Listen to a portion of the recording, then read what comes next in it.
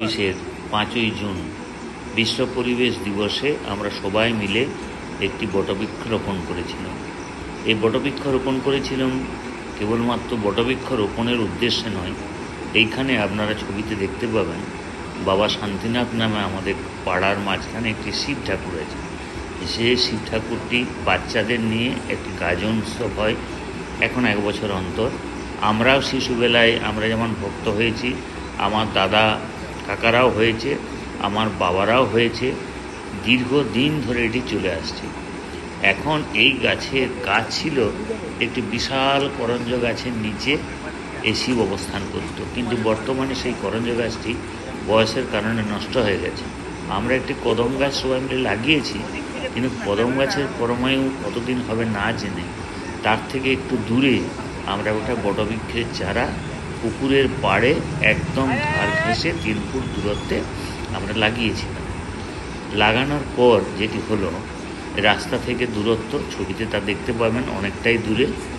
লাগানোর পর কিছু মানুষের মধ্যে এটার ক্ষোভ শুরু হয় এবং তারা নিজেদের জায়গা তাদের জায়গা বলে দাবি করে এই বটবৃক্ষটি গোপনে তারপরের দিনে ওই পুকুরের জলে নিক্ষেপ করে দেয়। আমি অনেক পরে সন্ধ্যের সময় দেখি, প্রায় সন্ধ্যের সময় খোঁজ করে সেই গাছটিকে তুলি, কিন্তু গাছটি এখনও বাঁচবে কিনা আমি জানি না, কারণ কতক্ষণ জলে পড়েছিল তাও জানি না।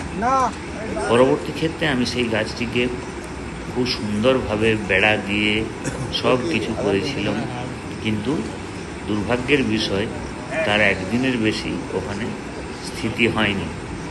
তারপর থেকে বেড়া শূন্য বেড়াটি ওখানে আছে, তারও ছবি আমি এই ভিডিওতে দিয়েছি, কিন্তু গাছ নাই। গাছটিকে জল থেকে তুলে একজন আমার নাতনির সাহায্য নিয়ে জল থেকে তুলে ঘরে এনে রেখেছি। আমি জানি না গাছটা বাঁচবে কি না। তো আমি অবাক হয়ে যাচ্ছি যে মাত্র জল থেকে 2 ফুট 3 ফুট দূরে আমরা গাছটি লাগিয়েছিলাম, এবং আমাদের সঙ্গে পঞ্চায়েতের যে আমরা কথা বলেছিলাম যে এখানে 5 থেকে 6 ফুট দূর অবধি মাটি দিয়ে বাঁধিয়ে দেওয়া হবে, যাতে গাছটা পুকুরের পাড়েই থাকে এবং কারো কোনো ক্ষতি না করে। এবং আজ থেকে 10 বছর পরে আমি বাঁচি বা না বাঁচি, তখন কিন্তু ছেলেরা, এই দেখুন শান্তিনাথ, ছেলেরা এসে তখন তার নিচে ঠান্ডায় বসতে পারবে, খেলতে পারবে, সব কিছুই পারবে।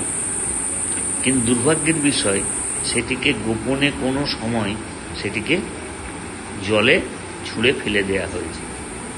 তারপর থেকেই আমরা উদ্বিগ্ন।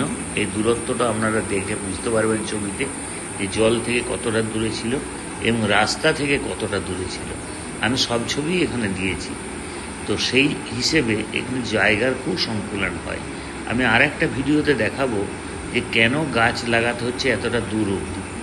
তার কারণটা হচ্ছে এই যে শিবের গাজন এখানে 500-র বেশি, গত বছর যেমন 700 পেরিয়ে গেছিলো।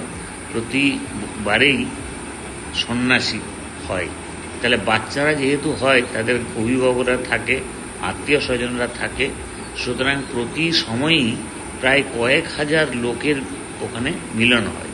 কিন্তু সেখানে কয়েক হাজার লোক দাঁড়িয়ে থাকার জায়গা নাই।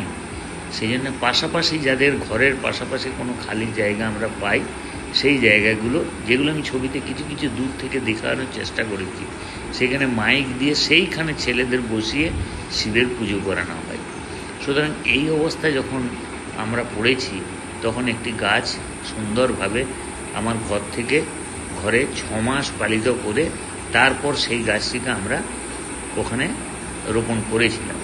কিন্তু দুর্ভাগ্যের বিষয়, কিছু সব মানুষ তার সমান থাকে না, সেই তাদেরই কিছু বাড়ির লোক তারা সেই গাছটি তুলে জলে ফেলে দিয়েছে। তারা যদি অন্য কোথাও লাগিয়েও দিত সে কথা আলাদা, জলে ফেলে দিয়েছে। এবং সেই জলে দীর্ঘক্ষণ পড়ে থাকলে গাছের যা হয় সেই অবস্থায় হয়ে এখন আমার ঘরে আছে। আমি জানি না সেই গাছটা বাঁচবে কিনা। বাঁচলে হয়তো আমার কোনো একটা আবার জায়গা খুঁজব সেখানে লাগাতে। আর এই হচ্ছে অবস্থা। এরা ঘরে এসি লাগাবে, একটার পর একটা। আমাদের গ্রামে প্রচুর এসি লাগানো হয়েছে, কিন্তু গাছ কেউ একটা লাগাবে না। শহরের যে পরিবেশ দূষিত কেবল তা নয়, আমাদের গ্রামের পরিবেশও খুব দূষিত হয়ে উঠছে। সেই জন্যই সকলকে জানানোর জন্য, এই পরিস্থিতিটা জানানোর জন্য আমি এই ছবিটা, এই ভিডিওটা আজকে প্লেস করছি। আমি পরবর্তী সময়ে আবার দেখাবো যে কেন গাছ লাগানোটা, এই এলাকায় গাছ লাগানোটা খুব জরুরি। কারণ বাচ্চাদের নিয়ে আমরা কী সমস্যায় পড়ি এইটুকু জায়গার মধ্যে। যাক, পঞ্চায়েত আমাদের কথা দিয়েছে যে এই ডান দিকের যে পাড়টা, যেটা জল থেকে খেয়ে খেয়ে অনেকটা এসে গেছে, এই পাড়টা একটা 5-6 ফুট জায়গা তারা ঘিরে বেঁধে দেবে। ভেঙে দিলে আমরা অনেকটা জায়গা বাড়তি পাবো এবং বাচ্চাদের বসার ব্যবস্থা করতে পারবো, সেটা নিশ্চিত। কিন্তু তাদের ছায়া দেওয়ার জন্য এখনও সেই তিরপল আবার আমাদের নির্ভর করতে হবে, যেটা অন্য বছরও করি। সুতরাং সকলের কাছে অনুরোধ যে এই জিনিসটা আপনারা ছড়িয়ে দেন, যে আমাদের সমাজে এখনও এমন মানুষও আছে যে তারা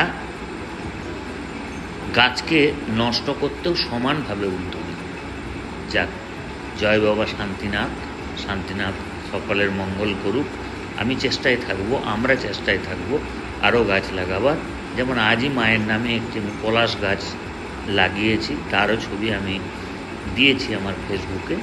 হ্যাঁ, সেই মতো আমরা করে যাওয়ার লাগাতার চেষ্টা করব। কিন্তু আপনারা নজরে রাখবেন এবং এই জিনিসটি আমি সেজন্য বাধ্য হয়েই আজকে পোস্ট করলাম। ধন্যবাদ সকল।